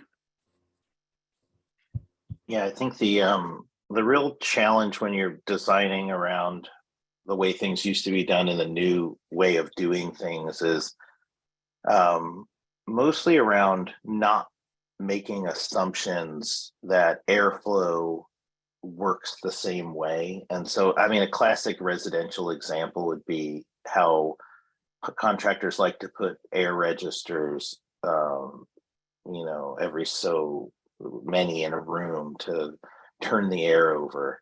And we don't have to deal with the same kinds of airflow thinking with our products, because they run continuously but at low volumes, instead of being more of an on-off cycling type of piece of equipment. And so for that reason, typically one device or appliance can condition much more wide of an area than the number of registers required to do the same amount of work. So that's like the one consideration. And I think it takes contractors a little experience to get to that point. So again, it comes back to the expertise of the contractor and just connecting with a person that has that expertise. So there isn't an over design. And that's the real risk is here is of over designing. Thanks, Jonathan. There's one question in the Q&A specifically for Kevin, one specifically for Sam. Do you guys want to type out the responses? And in the meantime, I want to pose the first question we got today to see if anyone here is an expert in thermal energy storage. Todd says, please describe the role for thermal energy storage for commercial customers, especially those customers who rely on chillers for cooling. A fairly significant amount of peak is driven by the use of those chillers. Does anyone have a good response for Todd?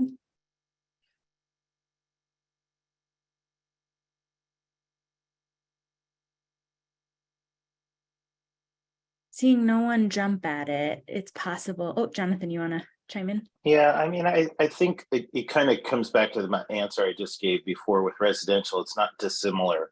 And so there's a tremendous amount of peak demand that comes from chillers because of the way that the whole control system works to try to be off when unoccupied. And then it's going to try to recover a building, and it puts the power use into the peaks of the days.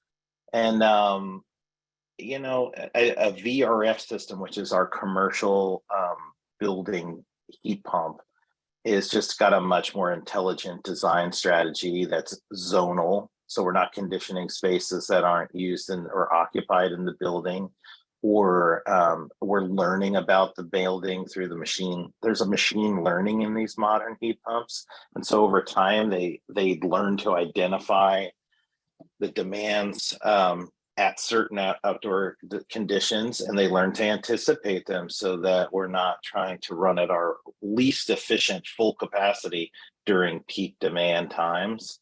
However, I have to tell you, a lot of the issue that you're getting at has more to do with occupancy use than we really like to talk about. And so I think educating people on how to live and use their buildings a little bit more intelligently. So like under extraordinary peak demand pressures, shading windows, turning off unoccupied spaces, things like that, or it really does help. A lot of buildings don't really have a good control strategy and good controls, and that's another reason why these more modern VRF type systems, we don't give the building operator a chance. Like, we just put the controls come with it for all of these reasons. So anyway, just are the thoughts that came to mind offhand, worth sharing.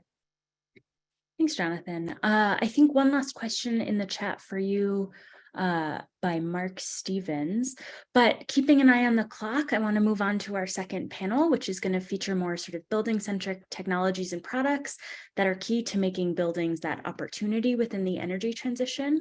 We're going to hear about the importance of energy efficiency, of pairing buildings with rooftop solar and storage, and also smart thermostats to make energy demand more flexible. And we're going to hear from Sealed, SunPower, and Google. So we are going to start with Sealed. And Andy, are you there to jump in? I am here. Can you hear me all right? Excellent. Yep. Over to you. Awesome. I'm excited to be here today and talking about the energy efficiency of single family homes. I'll talk a little bit about a commercial in the context of Sealed's business model in particular, but we're going to be talking just a little bit, introduce you to Sealed, and then talk about kind of weatherization 101, heat pumps 101. Those are the two kind of major measure categories that we focus on, and then talking about some of the barriers and opportunities to this sector. So if you go to the next slide. So a little bit about Sealed. We are a climate technology company on a mission to stop home energy waste and electrify all homes. We are in 6 states currently in the Northeast and the Midwest. And what we do is we design, manage, and finance home weatherization and electrification projects. So we'll talk about these measures in a little more detail in a second, but things like insulation, air sealing, air source heat pumps, heat pump water heaters, basically measures that make homes more comfortable while using less energy. Next slide.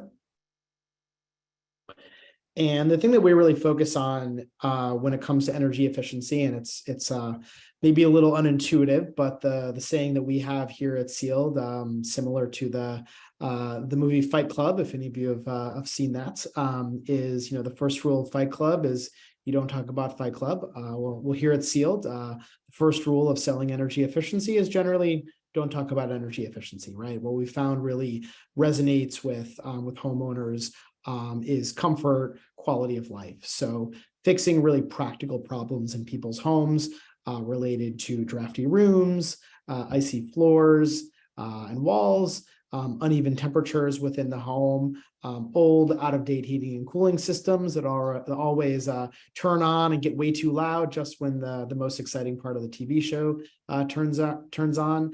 And of course, poor air quality, things that can exacerbate asthma, other health issues that you want to resolve. So in everything that we do, and what we found to be really successful in this market in particular is to very much focus on quality of life.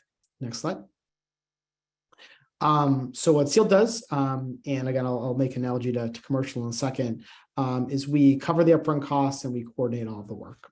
So Sealed first, and we do all this remotely, is we identify energy waste, make a custom plan for homeowners. Once our customers decide on what they want to do to their home, we connect them with one or more local contractors who go to the home, verify the scope of work, and then install the project. And then we finance the project. So we pay for all the costs up front, and then we're only paid back based on the actual energy reductions. So for those of you that are familiar with commercial performance financing or commercial ESCO model, it's similar to that, but for the residential market. So my many years before starting Sealed, I actually worked in the commercial energy efficiency space for a minute, and this is a very traditional model for commercial buildings, particularly MUSH buildings, municipal, university, schools, and hospitals, to be able to finance projects using the energy savings that result from those projects. So that's what Sealed does just at the residential level, where we're putting up the capital and then we're paid back over time based on the actual energy reductions from that project, which means we really care about the quality of work, the quality of the product, the quality of installation, because we're only paid back based on the actual energy waste that we reduce. Next slide. And so to make this happen, we provide basically a virtual audit to enable homeowners to see a proposal prior to the project. You see a couple screenshots here, and the next slide. And then the way that the project actually works, the way the process works, I should say, for the customer, is we qualify them online. We have an initial introductory call to make sure that we're a good fit for them. We analyze their energy usage in their home. We provide them with a proposed solution. We then again connect them with a local contractor to verify that solution. We then install them, and then we start billing them over time based on their energy reductions. Next slide. So the things that we really focus on today, at least, are, as I mentioned, weatherization, heat pumps, and other kind of smart control technologies, things like smart thermostats. We're also very excited and was very excited to see Sam and others present, and as others are going to present here on other clean energy appliances and technologies that we definitely recommend to our customers, but we kind of focus on weatherization and electrification when it comes to heat pumps. Next slide. So when it comes to weatherization, every home is a little bit different. So what we tend to want to do is, it's kind of like the old saying when you're a kid, right? Your parents make sure that you, when you go outside, when it's cold outside, you want to make sure you take care of the top and bottom of your body, right? Wear really warm hat and really snug socks and boots. It's the same thing with your home. So we really try and focus on insulating and air sealing the tops and bottoms of your house, as well as other weak areas. So in the attic, that's typically some combination of air sealing, and then insulation can be either cellulose insulation, which is tiny bits of treated newspaper, or spray foam, which usually goes in the kind of ceiling of your attic, and that has both air sealing and insulation qualities. In your basement, we'll also look at things like rim joist insulation for your foundation. A lot of times homes have overhangs, which are a major way that kind of air gets into the home, and therefore kind of energy is being let out. We're also looking at crawl spaces. And then for some homes, it makes sense to do exterior wall insulation, where you'll cut a hole in the wall, basically fill the cavity, typically with cellulose insulation, and then plug it back up and put the shingle back on. So there's lots of different ways to do it. My home, for example, I got my own home sealed last year, and I had what's called a frog, or a freezing room over the garage. So I had my bedroom is right above my garage. So as part of my project, for example, the contractors, the weatherization contractors, drilled a hole in my garage ceiling, filled the cavity of the garage ceiling with insulation, and that really helped to make my bedroom much more comfortable. So there's lots of things you can do to again weatherize your home. Each home is a little bit little bit different, and we make sure that we customize that for each customer. Next slide. Our other plan that we call our climate control plan focuses on heat pumps. And kind of similarly, each home is a little bit different. Some homes, the focus is on replacing kind of a like for like. So if you have existing ductwork in the home, a lot of times you can replace your existing air conditioning system and or furnace with a heat pump system that will basically leverage your existing ductwork. It's called a ducted heat pump installation. Other times, even if you have ductwork, but oftentimes if you don't, my home, for example, did not have ductwork, we'll put in, or we'll recommend that our customers put in mini split system or a ductless system. And so what that means is you'll have a series of condensers. My home, for example, has 2 condensers, and each condenser has 4 splits on it. So I have 8 different places in my home where I have basically kind of an in-wall unit which both heats and cools my home. So it does both heating and cooling, which very interestingly, we found from our customer research was the number one thing that people were really excited about, that there was a system that both heat and cooled your home. Most people think you can only do one or the other. So it's putting that in. We're putting in condensers. Again, if you're getting a ductless system, putting in different splits. There's also typically wiring that needs to happen at both the condenser and or the split level. We're also usually putting in a heat pump hot water heater as well to make that more efficient. And then oftentimes we also need to upgrade the electric panel given the higher voltage levels of the heat pump relative to what was in place beforehand. So a lot goes into it. Again, it's a little bit different home to home, but it's a way to basically replace existing typically fossil fuel heating with all electric, very, very efficient heat pumps. Next slide.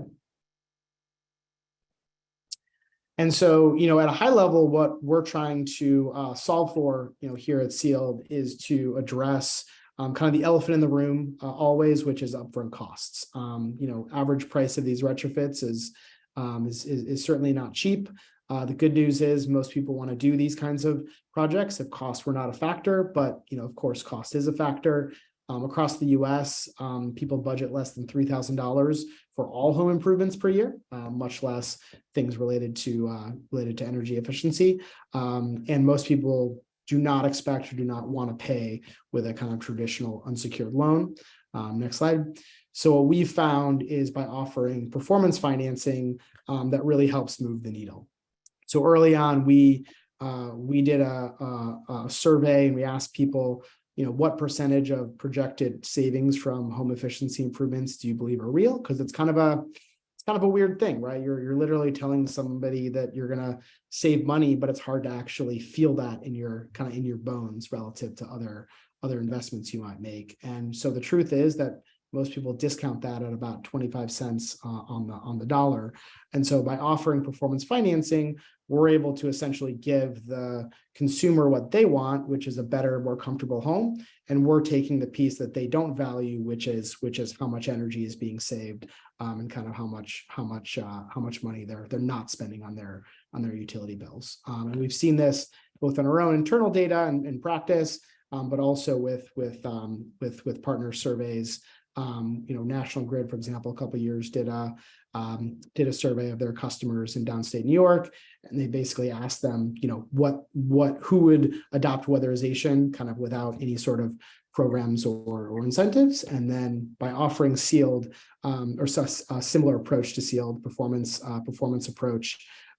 financing approach, they were able to increase reported adopted levels by about 2.5x, which is the equivalent of giving someone about a 50% rebate off their project. So we know that this approach can definitely make a difference.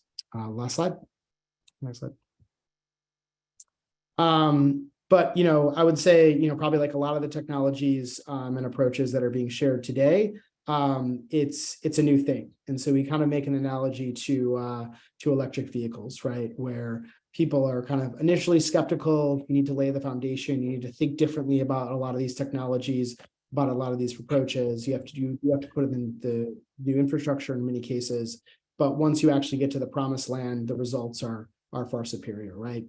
High performing buildings in general, including homes, are simpler. There's less moving parts. They're much more energy efficient, and they're much more effective at reducing greenhouse gases. So we're gonna keep trying to push the needle and make as many homes as possible sealed and electrified. So that's it. Awesome. Thank you, Andy. We are going to move on next to Troy from SunPower. Hey, Sarah, thank you.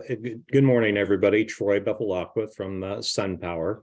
For those of you who may not know us, we are a US-based solar company. In the Nevada market, we're known for some larger installations such as Springs Preserve, a commercial installation, or the solar system that's out at Nellis Air Force Base. But we also do a lot of residential work, and I actually work with the business unit at SunPower that focuses on residential construction. We focus on single family as well as multifamily, and that's what we're here to talk about today. So if you can go to the next slide.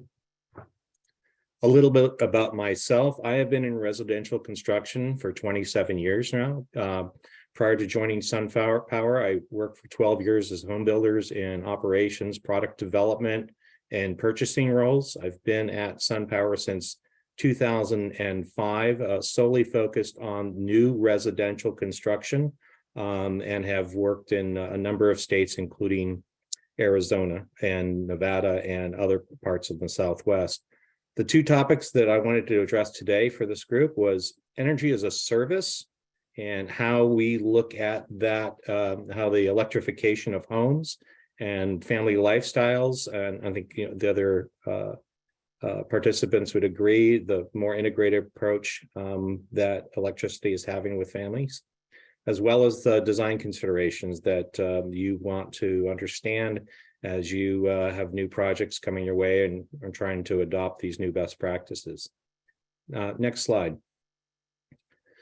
So energy as a service. So here at SunPower, when we are working with our builders, it's not just now the solar panels on the roof. We have that, but then we also have the energy storage systems that provide home resiliency, backup power, the potential for additional utility bill savings, depending on rate schedules and other programs offered by the utilities.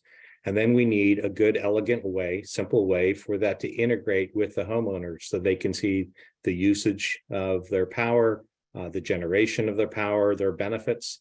We're also developing virtual power plant capabilities and programs, one which we will talk about. And then also, as we see a lot more electric vehicles coming to market, and we have a partnership with Wallbox to bring their Tier 1 product to North America. So we're working in a more holistic way with the builders that we partner with to talk about energy as a service, not just a commodity that you get from a traditional utility. Next slide, please. So a little bit about our products. The SunPower panels are AC panels. That means they come with microinverters. This makes them more long-lasting and resilient and provides better performance in areas where there might be shading from adjacent structures or trees, or just self-shading based on the roof design. We do all the installation, all the parts and the pieces, the monitoring service that you see here in the middle of the screen. So free applications for life, web-based, smartphones and tablets. You can monitor your energy production, your energy consumption. You can download the data into Excel files and crunch the numbers like some engineering types are bound to do. And then we also have an energy storage system, which is branded SunVault, and is what I would refer to as a smart battery that can be programmed to align with the time of use rate schedules with your utilities. So imagine a battery that doesn't start discharging just because the home needs more power than the panels are using at them or producing at the moment. But that battery is smart that it'll know it'll wait another hour where the utility rates jump and maybe double or triple, and will start to discharge at that time because it will provide its customer, the homeowner, a better financial benefit than discharging sooner when rates are lower. Next slide. So this is, some of you may have heard about this Connected Community Microgrid project we started construction on last year. It's in Menifee, California. The home builder is KB Home, and this community is over 200 homes. All of the homes have solar on the home. All of them have an individual battery in the home, and we also have a community batteries in the community. So this is a complete microgrid where the homes are designed to make power the needs of the home. Excess power goes to stored into the battery for later use in the event that the home needs more power or it's nighttime or the grid goes down. Once the battery is topped off, that surplus power goes back to the grid, and the utility, in this case SoCal Edison, provides the homeowner bill credits. In the event that the grid goes down, the home's battery system will turn on almost instantaneously and provide backup power to the homes, as well as the community batteries will kick on, providing additional capacity to the community, making the community a full microgrid and resiliency. It also has the ability to dispatch power back to SoCal Edison so that they can stabilize or provide energy to other areas of need on the grid, trying again to balance and harmonize production of solar and align it or store it for when it is needed most, maybe at a later time during the day or in the event of a weather event. Next slide, please.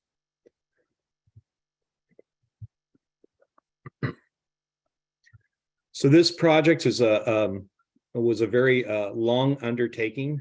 We initially started it in 2019. Again, we started building in 2022. It was a collaboration between KB Home, SunPower, also the University of California at Irvine is involved. And then we have another number of other partners from SoCal Edison, Snyder, our friends at Ream, are involved to build this community. If you get a chance to go visit it, do so. There are also a number of YouTube videos and information easily accessible remotely to see this community. And I can tell you that KB Home has been thrilled with it. We are definitely seeing consumer interest in pull. Their sales rates at this community have been higher than their other communities as the consumers are recognizing the value of homes with clean energy and the resiliency built into the community. Next slide, please. Design considerations, excuse me. So solar zones. So solar zones, as you're going to be planning for the future, and this came up earlier with some of our presenters, I believe it was Leah. You need about 65 square foot to get 1 kilowatt of solar power on the roof. So as you're designing a home that maybe doesn't get solar today, but you're thinking about the future, where to keep the roof penetrations out of the way, how to work with your plumbers and mechanical contractors that might have penetrations in the roof, and keeping these areas clear so that if a homeowner was to install solar in the future, they would have a good clear area to put in a monolithic array, all the panels contiguous, not what we see so much in the retrofit market, where we like to say it looks like somebody was playing Tetris on the roof. If people are familiar with that game, where you see panels working around different vents, not very attractive and obviously more expensive to install in that fashion as opposed to just putting all the panels together neatly and cleanly. Ideally, the solar plane should be available on 2 opposite roof planes. This to account for the different orientations that the home could be plotted. The front door could be facing south or it could be facing north. So at least 2 planes will ensure the homeowner that you have an array that is to the southern horizon or no farther north than due east or due west, if you will. And as referenced earlier by, I believe, Leah, the DOE Zero Energy Home Ready Home program does provide some additional guidelines and guidance on this. as well as additional information. If you're planning for the future for solar, there's information about putting a raceway from the main service panel to the attic. So the homeowner wouldn't have to have conduit on the outside of their house, or they wouldn't have to cut drywall or stucco or siding to get the wires into the walls, but providing a nice raceway for a wire to be pulled through, and leaving a couple of breaker spaces at the main service panel available for that solar system and its monitoring equipment to be landed at the main service panel, so the homeowner didn't have to have their breakers rewired or reconfigured. That will make the adoption of solar easier going forward. As for the sizing of solar, we're generally seeing across the country, outside of California, which has a higher energy efficiency standard of anywhere from 5 to 8 kilowatt systems to offset the great preponderance of the energy needs. When we're talking 85, 90, maybe even 100%, depending on the inhabitants and their lifestyle. Obviously, it's subject to climate zone, where there's a more cooling loads, the larger sizes. And there are additional, obviously, more considerations that go into ultimately what would be the best or most appropriate size for the home. Is it an all-electric home? Are you planning for EVs? Are there other loads that you would want to consider? Energy storage, I've got a schematic here to give you an idea of, at least with our equipment, how much wall space is required. We all know that wall spaces in garages can be real prime real estate, where you have the main service panel, you have a water risers, you got communications coming in, surface mounted equipment, but you're generally talking about 6 to 8 feet of wall space to land all the equipment. And certainly with any storage system, ours or anybody else, definitely want to be having some coordinating meetings, working through the details with your electrician and the builder as well. Next slide. So what we see here at SunPower working with builders, we're currently working with, we have over 1,000 subdivisions that we're currently providing solar to in the United States, probably 600 in California, and another maybe 700 in California, maybe 350 outside of California. We're seeing broadly, I think this is not new to anybody, rising energy costs. So the cost of electricity has been going up. It's been going up pretty quickly, particularly the last couple of years. We are seeing a shift to more all-electric homes, which obviously increases the need for more energy to produce. We're seeing utilities shift to more time of use rate schedules to try to create awareness and drive habits with homeowners to maybe use less when there's more strain on the grid from, let's say, 3 p.m. to 9 p.m. Or if you're going to use that power there, you're going to pay more for it. And that's where a battery really can come in, because then it can discharge. So you avoid buying that expensive power, because the power you made during the middle of the day that you didn't need got stored for you to use later at night. We're seeing more code updates in different states about going towards providing solar options, looking to provide solar as a requirement, as it is in California, a bit of maybe of a California effect moving across the country. And then emerging trends, well, I just mentioned the California effect. We're seeing customer demand and the coming of vehicle grid charging, which was mentioned earlier. Next slide. My last slide, as well as I did mention, while I've been speaking mostly about single family homes or duets or triplexes, we also do a lot of work in the more higher density space, affordable housing, apartments and such. There's some contact information for the person at our company that leads that group. I certainly can make any introductions if you had a project that you wanted to look at. Be happy to chat if anybody was interested. And I believe that is the end of my deck. Thank you, Sarah. Thank you so much, Troy. All right, last but certainly not least, Aaron from Google is going to speak about what I consider to be one of the technologies that ties everything together that we've been hearing about all day. So Aaron, over to you. Awesome. Thanks, Sarah. And definitely a lot of similar themes for what I'll be talking about. But hi everyone, Aaron Burns. I head up our energy industry partnerships team here at Google, and we focus on accelerating our partners' demand side management programs, so energy efficiency and demand response, with our Nest thermostats and the services that can run on top of them, particularly demand response. And some of the key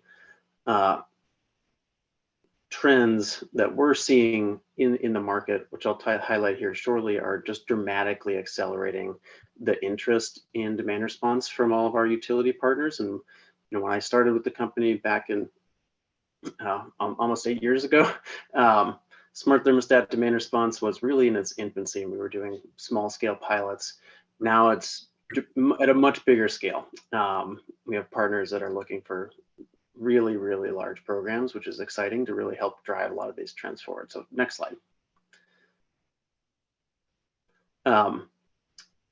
Two of the big ones, renewable energy. So as mentioned in a couple different slides today, this trend is just going to continue to scale up. More and more states are going to be driving higher and higher penetration of renewables, which is great. Renewables do have a component of intermittency involved in that. So the ways that grid operators can balance that is by having a portfolio of demand side flexibility as one of those assets to manage the grid.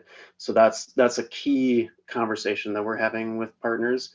And then the second that really magnifies that need is electrification.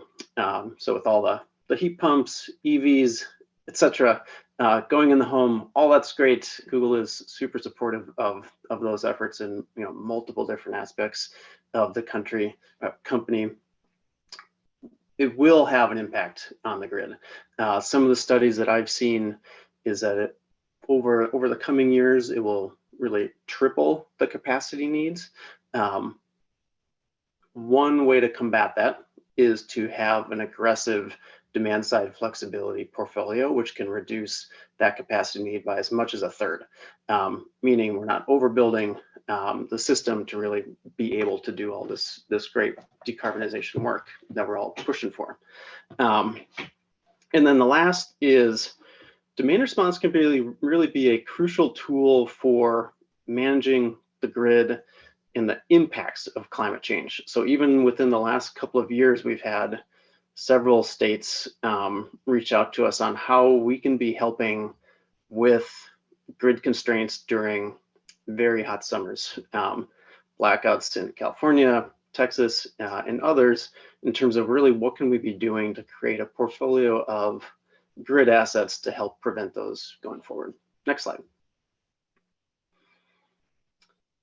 So as Sarah mentioned, we do think we have one of the technologies. Obviously, it's not the entirety of the home, but one key component is the thermostat that can help drive both energy efficiency. So at least for us, that's 10 to 12% on heating savings, 15% on cooling savings. But then you can also very easily enroll those customers in demand response programs. So I'll touch on that a little bit on the next slide, but that's a key component for really simply and easily getting participation in these demand flexibility programs. And then recently we launched a product called Nest Renew that has additional kind of adjustment features for customers that are on time varying rates, et cetera, particularly in California and others, where they can make minor adjustments in the background during those grid peak periods to help use less energy during those timeframes. Next slide. So I think most folks are probably familiar with demand response, but if not, I'll just touch on it briefly. We call it Rush Hour Rewards. It's just how we brand the service on our thermostats for consumers. And it really is a win-win-win. For partners, they're able to enroll customers into these programs to be able to adjust their thermostat set point during an event window. And that event window might be a grid constrained period. It might be an economic high price period. But what it's actually doing in the background, if it's in the summer season, it'll pre-cool a customer's home a little bit ahead of the event to help just make it even more comfortable during the event itself. and then it'll increase the temperature of a customer's home during that event window, and then it'll go back to normal after that. On average, it varies obviously by region and air conditioner size, but on average, that's about a kW per thermostat that's being run and enrolled in the system. And on its own, that's not going to save the grid. But if you have tens of thousands, hundreds of thousands, and then someday millions of these thermostats enrolled in the programs, that can be a very big deal and a really strong grid asset. And actually what we found is customers really love these programs. So we do regular surveys of our customers enrolled in these programs. And we actually have higher net promoter scores for customers that have our thermostat and enrolled in demand response versus just having our thermostat. And we think it's because they feel like they're part of the solution. They also earn rewards for being in those programs. It could be a free thermostat, but then ongoing rewards as well. Next slide. So Nest was launched in 2011, and I often get asked this of, well, have we already kind of maxed out the opportunity for smart thermostats? And I would say we're still, from my perspective, in the early stages. It varies depending on the reports that you look at, but it's kind of mid-teens to 20% penetration of smart thermostats right now.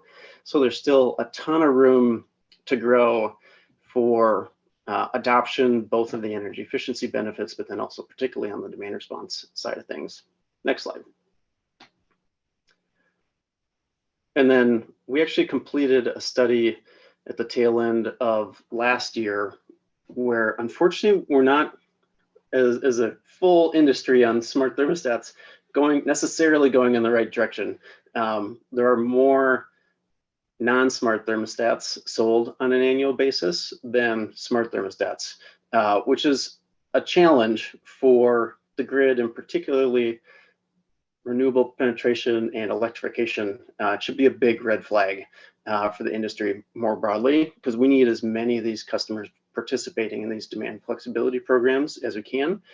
And if they're getting a brand new programmable or just manual thermostat, it's going to be on the wall for a long time where they're not going to be participating in these programs. And so this is something that we talk about a lot with our partners, particularly the ones that have really aggressive goals to help get as much of these in customers' homes and enrolled as they can. And I think that's it. Awesome. Thank you, Aaron. All right, we will jump into our Q&A. We have one question specifically for Andy. What services do you provide for ground up residential projects? And do you look at multifamily as well? Great question. I'm assuming ground up means I'm going to interpret that as meaning new construction, but if the person asking the question wants to clarify, happy to update. We here at SEAL do not address new construction. There's a lot of really great companies that focus on new construction, and the good news is it's a lot easier to have an energy efficient home if you're building it from the ground up. I'm sure a lot of folks here have been involved with or have heard of the passive house movement. You can get to the point where you're using very little, if not no energy for heating and cooling if you build a home from the ground up that is kind of properly insulated, properly designed in a way that doesn't require a lot of external heating and cooling. Obviously much more challenging, but also important to do that for existing homes, because most homes today and over the next 20 plus years are going to be existing homes that we're going to have to address in one way, shape, or form. We don't today work with multifamily homes. Again, there's a lot of great companies that do. There's some different challenges once you get out of the single family market, namely you're dealing with a lot of heterogeneous buildings. So one of the reasons SEALD is able to do what we do from a performance financing standpoint is we're able to leverage essentially the law of big numbers, and specifically machine learning and predictive analytics, to be able to underwrite the energy savings predictions for different homes in a portfolio. That's more difficult to do, or you have to do it in a different way for multifamily homes or for commercial buildings, because those buildings are a little bit different from each other. And there's also fewer of them relative to single family homes. You also start to run into challenges related to ownership and stakeholders. So with a single family home, there's usually one, maybe two people who have to kind of sign on the dotted line to do the project. With a multifamily home, you've got the owner of the building, you usually have a property manager, you've got the tenants, obviously, which are important stakeholders, and oftentimes other folks that are involved in well. So there's just more folks to get aligned with for a project. Thanks, Andy. I have a question for you while we've got you off mute. I'm curious what you see as the main differences between some of the markets you're currently in, like New York, Long Island, and the Las Vegas, Clark County climate. What are the must-have energy efficiency components to for both residential and commercial buildings, if you can speak to that? Yeah, it's a great question, one we've been asking ourselves a lot lately. So as I mentioned, we've to date rolled out in cold weather markets, right, in the Northeast and in the Midwest, and there's usually there's some differences in different states, based on kind of historical housing characteristics, but it's usually pretty similar, pretty straightforward. We've been doing a lot of research on what to expect in warmer and drier climates, like in Nevada and the Las Vegas area. And the thing that's been interesting so far is that from at least the survey research we've done, people are much more the same than they are different across the country. In other words, a lot of people have similar pain points when it comes to comfort issues and other quality of life issues in their home. But obviously, the things you're going to focus on in a kind of desert climate, in the Las Vegas area is going to be different than in, a cold weather market like Chicagoland. So the things that we're looking at are, frankly, a little bit more HVAC focused, especially on the AC side, right? Making sure that you're going to be able to have very efficient cooling in addition to heating.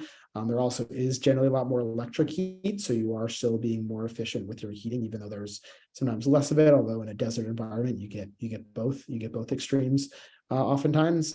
And then the housing type, we also expect to be different. So the things you're going to focus on from the specifics of weatherizing the home are going to be a little different. But I will say weatherization is one of those things that are pretty universally good to do, no matter where you are in the country. Excellent. Thanks so much. I have closing questions for both Aaron and for Troy, so I'm going to rattle them off now and then let the two of you take it away. For Aaron, I'm curious how smart thermostats work with heat pump technologies, which do tend to run on sort of a more consistent basis than other forms of heating. And for Troy, I'm curious from you if you have a sense of what demand looks like specific to Clark County in the Las Vegas area, and how many customers are looking to pair rooftop solar with batteries these days. Yeah, and so on heat pumps, our thermostats work great with heat pumps. We actually have a lot of programs that are focused on winter peaking demand response, and so they target specifically for those heat pump customers. And we actually have a lot of algorithms specifically built to help drive additional savings with customers with heat pumps. As far as customer demand, I work exclusively with new construction and with the production home builders. On the retrofit side, we have a dealer network that services Nevada. I would actually have to reach out to them to see what they're seeing, but I imagine it's on the upswing. It's no loss on anybody that there's a ton of sunshine in Nevada. So it's a great market for solar. On the new construction side, and within the last year, we've launched with Toll Brothers, Richmond American Homes. We're now available with solar at all of the communities for both of those builders, extending into St. George, Utah. With Toll Brothers, we also have batteries available to all their homeowners, and we have people buying and the batteries and solar. And as it's been said before, installing it at construction is the best way to do it, to make sure that it's weather tight and installed right. And it's generally the most cost effective time to do it is at construction through a mortgage. And I can't speak to it, but there are a number of other builders that we're talking with now that are also wanting to get going and making solar available to their homeowners when they buy their home, just like all the other things that people can add to their home. Why not build it into the home at point of construction and not have to deal with contractors doing retrofit work? Excellent.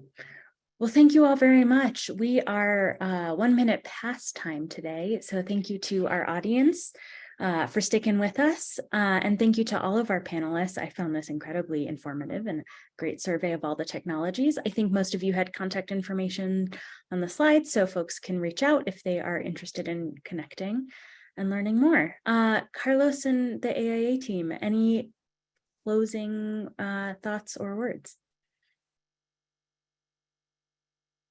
Thank you folks so much for attending today. And of course, we want to thank our partnership with the Advanced Energy United. And you all will be receiving a survey upon ending this webinar here. So we do look forward to your feedback. We want to make sure that we're refining the sort of information that we're providing for all of you.